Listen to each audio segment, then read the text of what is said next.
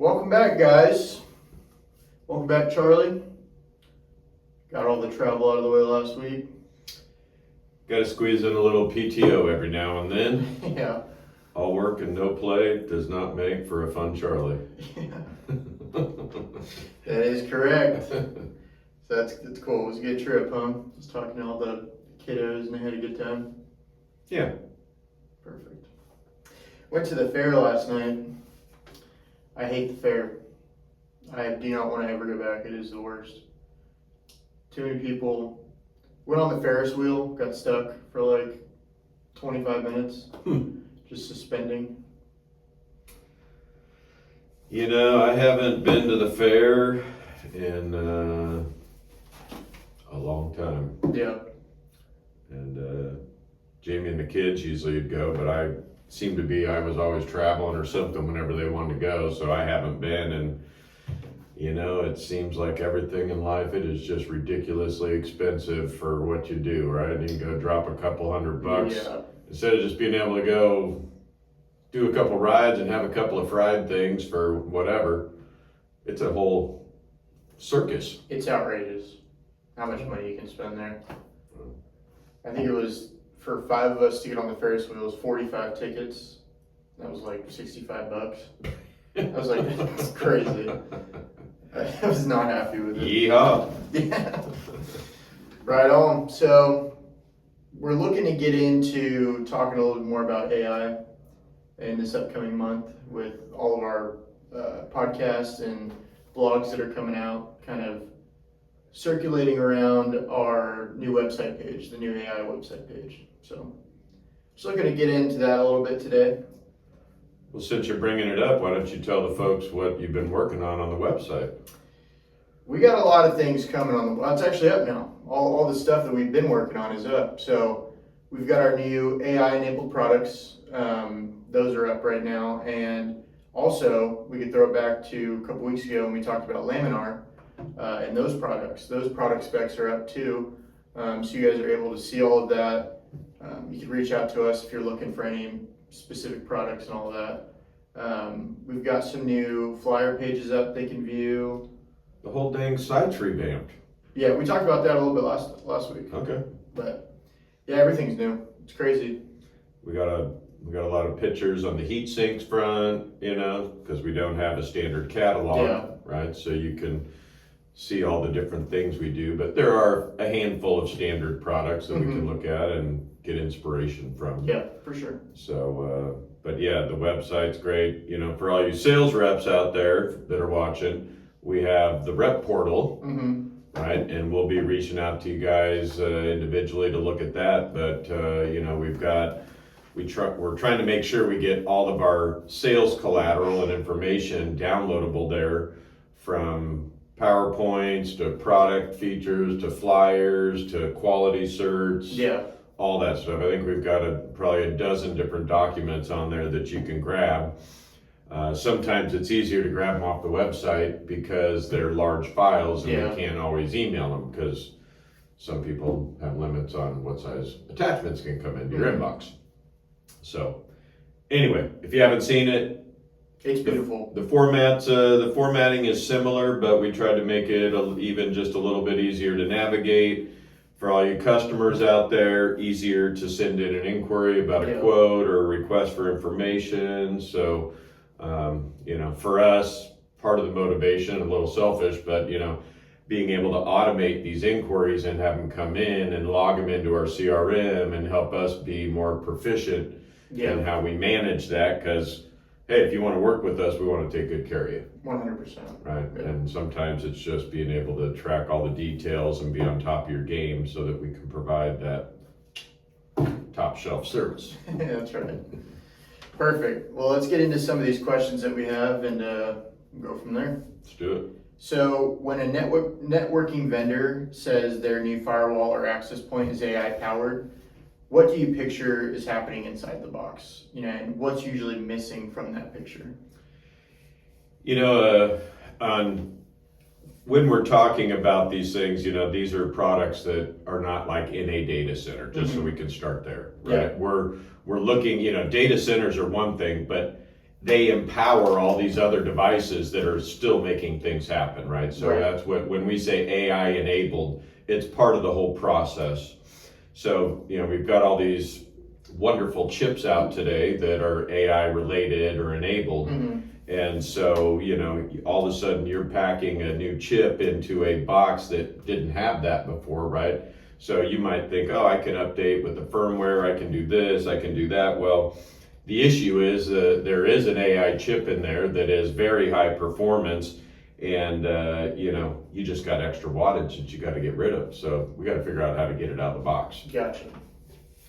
And what's changed in the last 2 years? It's turning firewalls, access points, and switches into heat generating devices instead of dumb boxes on the wall. Well, you've got these, they call it deep packet inspection, on-device threat detection, edge interface, all this stuff is moved from processing on the cloud back into the device. Okay. And so you're getting a lot more processing power locally in your unit, and now all of a sudden your budget for wattage has gone up dramatically, and you can't just software that out. Yeah. Right? Yeah. You gotta be, heat sinks and fans, like heat sinks are called passive, right? And fans are called active solutions, right? So sometimes you can get away with passive, and that's kind of what we're hitting on here. Ideally, if you could do it with the heat sink, great, but sometimes you need to add in a fan too. Yeah. And we can do that. We can do custom work and combine the two for you. That is what we do. What's the most common misconception a networking hardware engineer has the first time they're talking about adding an AI chip to a product line that used to just push packets? Yeah, and that's where you get, let's dial in the software, let's make some adjustments, but it's like, no, you've got excessive wattage building up in there now, and you really got to look at how you can address either chassis size or moving the heat out. So it's really, that is probably on some of these devices that haven't had active cooling, right? You're all of a sudden now you've got to relook that. Can you describe the moment an engineer realizes their existing enclosure, the one that's worked fine for a decade, doesn't have room for any of this? Yeah, so, usually we call it thermal throttling, right? Because the whole point of why chips have to be cooled is because as they get hotter, they derate, right? That's why everything has temperature limits, right? If it didn't matter, then you could do anything to anything and everything would work great. And you and I wouldn't have a job. Right. We wouldn't be talking about fans, but it's the thermal throttling issue. So, you can have something working on the bench, all good, but you get it out in the field, you start having, whether it's your ambient temperature, of where all the equipment is, or the fact that it's just running hotter than it ever was before. But you can see performance issues with your device if it's overheating. Right. Okay. What does an AI thermal problem actually look like inside of a wiring closet, a ceiling mounted access point, or a 1U network appliance?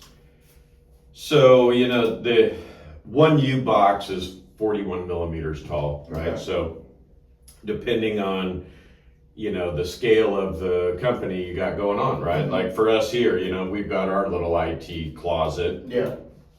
We've got a little miniature rack in there, right? And so we've got our firewall and our access point and all that stuff there. Well, we got like 3 or 4 devices on there. Yeah. Well, the way this rack is, it's different. All the things are vertical.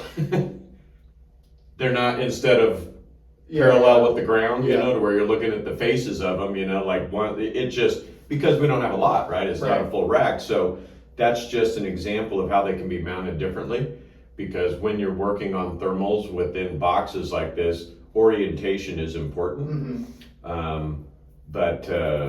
You just never know. And of course, like we'll speak about our room, right? Our whole building's air conditioned, but did they put an air conditioning port in that room? Of course not. No.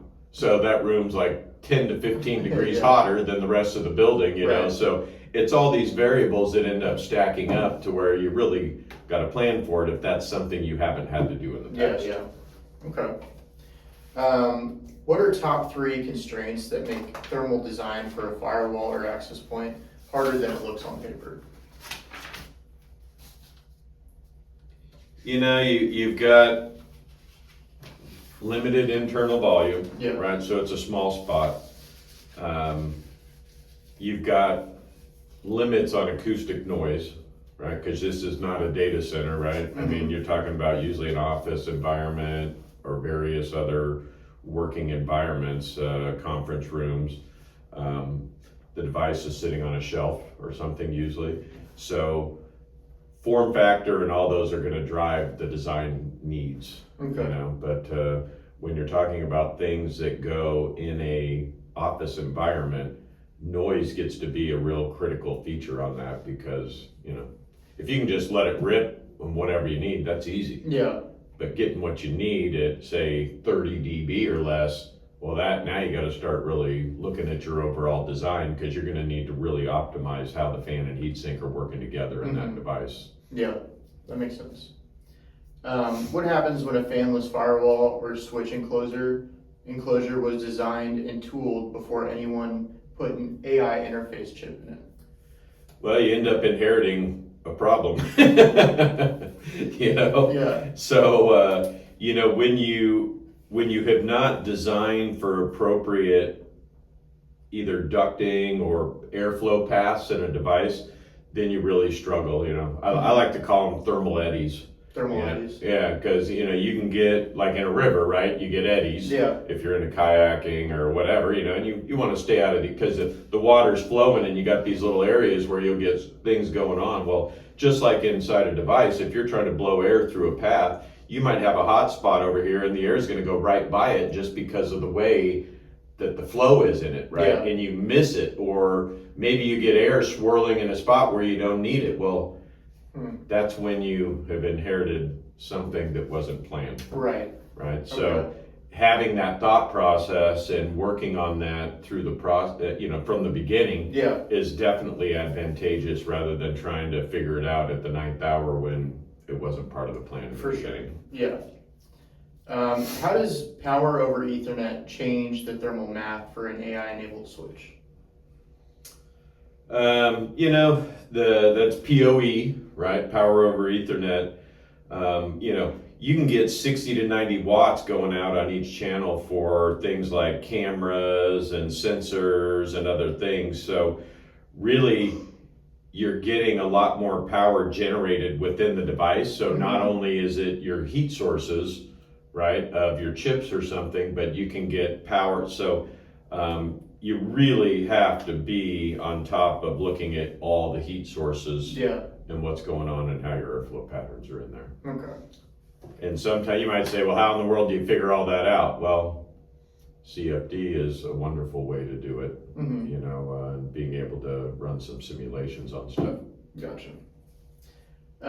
Why is volumetric power density, watts per cubic inch, the number that should worry a networking hardware engineer more than total wattage?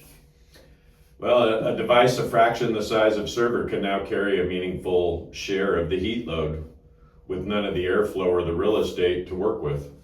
So, very important. How does a sealed or weatherproof enclosure, IP-rated outdoor access points, ruggedized switches, complicate the thermal strategy? I think we touched a little bit on this earlier, but... Yeah, when you've got a sealed box, I mean, just like you're sealing it to keep all the stuff on the outside in, well, you're sealing it and keeping the inside. Yeah. So it really comes down to being able to have, typically if you're gonna put a fan in there, we'd consider that a stir fan. And you got to look at how much heat you can dissipate to the chassis at that point. Gotcha. So does it need to be a casting or some type of heat sinked enclosure to where you can, get enough heat dissipation to accomplish your goals? Okay. Let's get into the operating environment stuff. How do you design a thermal solution for an environment as unpredictable as a wiring closet, a warehouse ceiling, or an outdoor pole mount? They are tricky, and so all those usually end up coming back to doing some simulation work on it. Mm-hmm. And the best that we can do to really figure that out is being able to apply ambient temperatures. Because if, for outdoor products, especially like pole mounted Mhm. equipment, it is tricky, right? And that's where collaborating with, like, if we were collaborating with you, right? You bring your expertise, so you know the environmental conditions, right? Right. We Yeah. bring it to where we know how to be able to compensate for what's going on, right? So we've just helped bring together your practical knowledge and our expertise on the fan to come up with appropriate solutions. Gotcha. What does a hot, unventilated ceiling plenum or equipment closet do to a device that's tested fine on an open bench? Well, if you don't have climate control that's appropriate, again, that comes back in designing for worst case scenario, Mm-hmm. right? It's even for telecom type applications, not even data centers, right? Like you can, whether it's a very large application or small, you could be in a unit to where you're in a third world country, and instead of that nice little, like if it's a 5G or 4G type little transmission center for cell phones, right? Yeah. I mean, the air conditioner goes down that's in there, right? You could be rolling at ambient temperatures in the 30 degrees C, 40 degrees C range, right? And those are where you just have to be planning on those worst case scenarios from the very beginning. Gotcha. You kind of have your sweet spots of where ideal conditions are, Mm-hmm. but whether it's just a hot room, air conditioning goes down, you talk about filtration and all that, so many variables. Yeah. And humidity and condensation play a big part in Humidity that, and too. condensation can be an issue, and we've got really good options for that. Mm-hmm. It's the fans are rated to be functional up to 90 degrees relative humidity and 90% relative humidity. Now, and that's non-condensing. Right. Right, so if you're in an environment where you've got condensing happening, whether it's just the fluctuation of temperature during the day and whatever the building is, that's something where you should consider some type of IP, right? Even if it's a basic IP43 on the board, because one drop of moisture on your circuit board in there is gonna short things out. Gotcha. So all those are things that we would definitely take into consideration when looking at that. And what's the harshest real-world deployment you've seen in this category of hardware?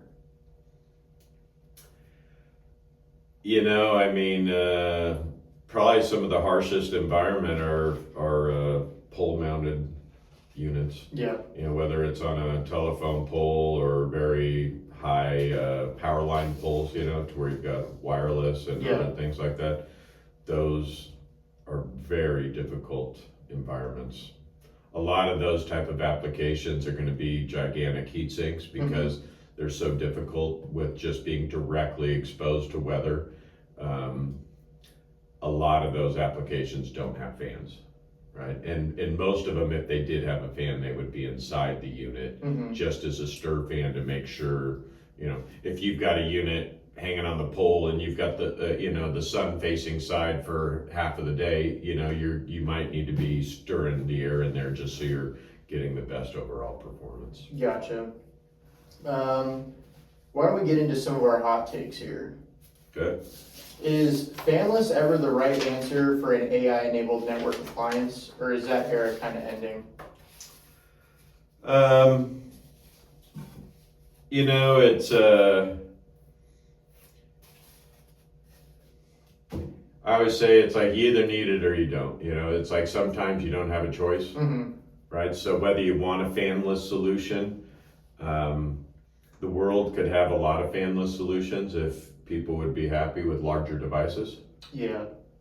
So I feel like I used to always say, well, I want to find the fan god that said, why does everything have to be so small? And I get it, it's density, right? If you can have a rack with 1U boxes, and I guess I should look into it. I don't know how many 1U boxes go in a rack.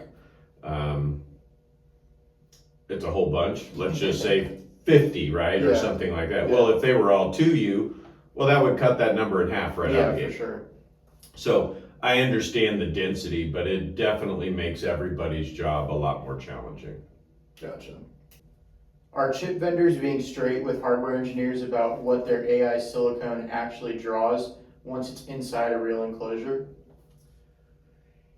You know, I that's kind of like, I'll correlate that to our products, right? People are going to be like, well, hey, what's the spec, right? Mm-hmm. You can give a nominal spec, right? Nominal is like that fan right there working on the bench, and whatever, if that's 150 CFM at 4 inches of pressure or whatever, right? That's bench tested. When you put it into an application, right? Yeah. You get varying performance based on the environment, and that's why we have like a performance curve, Yeah. right? You have the whole curve because the fan changes performance when you have different loads on it. Static pressure and all those terms are the operating point within your system. So it can, back to the chip guys, I think that it just depends on how they're applied. Okay. Because you've got all these different environments. So I think in general, for me, it's like I don't judge on that front. We always look at system performance, not just a chip performance. So, is every design perfect? No. Is every product perfect? No. And that's why we bring everything together and make the most optimal deal out of what's going on. Gotcha. Does the networking industry oversell AI ready hardware without addressing the heat problem that comes with it? No, I think everybody, we know there's heat problems, and I think that in general customers do a pretty good job. There's always that's the difference between the top products and the bottom products, right? Is performance. Yeah. So, but you can still have tier 1 products that have flaws, and that usually is not always at a component level. That might be a system design level.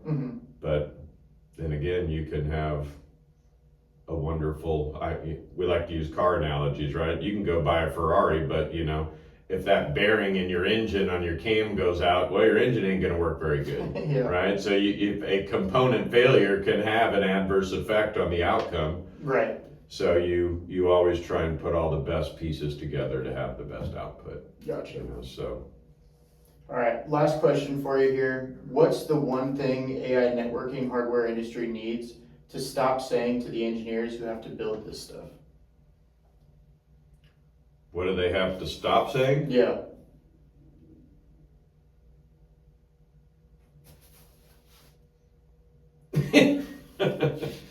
Well, I mean, I understand your question, and I honestly don't know exactly what the answer would be. You get definition for what all these chips need. Yeah. And, I would say probably one of the greatest things at what you look at is knowing if you can accomplish what you want between passive solutions, active solutions, or even getting into water cooling. So water cooling is definitely the most prominent thing that's going on within data centers. Yeah. So a lot of these AI enabled devices are air cooled, and I think that the toughest issue that a lot are looking at is just the sound quality and the performance that you need. Because like we're saying, a lot of these devices are locally within buildings, not in data centers or whatnot. And, it's just bringing together the performance and the noise that really works for everybody. Gotcha. Well, awesome. Thank you for sitting down this week. Yep, the AI world is, everybody uses the terminology, right? And we're always trying to do our best to understand what products are going where, and so really we just like to engage and work with customers in general, regardless if it's AI enabled or not, right? So if you're getting into these high performance edge compute and AI enabled, whether it's firewalls and access points and all these other things, you know, on our website, we're calling the HPC series of fans, right? The high power compute. Mm-hmm. And, you know, we've got the whole list of them there. These are all dual motor fans, Yeah. right? So usually on the 1, 2, and 4U type products where you've got really high density in there, you need a tremendous amount of back pressure. I mean, you know, just like if we're talking about a 1U fan, right? I mean, our new 40 by 28 is upwards of 45,000 RPMs, right? And that bad boy is getting like, I mean, I think it's like at 11 inches of pressure. That's insane. Which is like even more than what blowers do. Now, granted, it's running like a wild banshee, you know, and it's crazy and it's loud, but you know, that's more on the server side of things, and that's what you need, right? Yeah.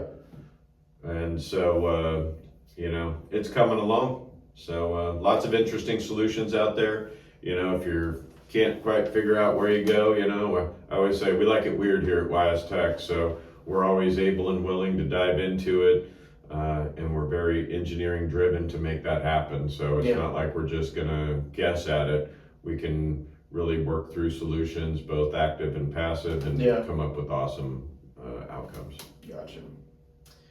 Well, all right, guys. Thank you for sitting down with us and listening to what we had to say.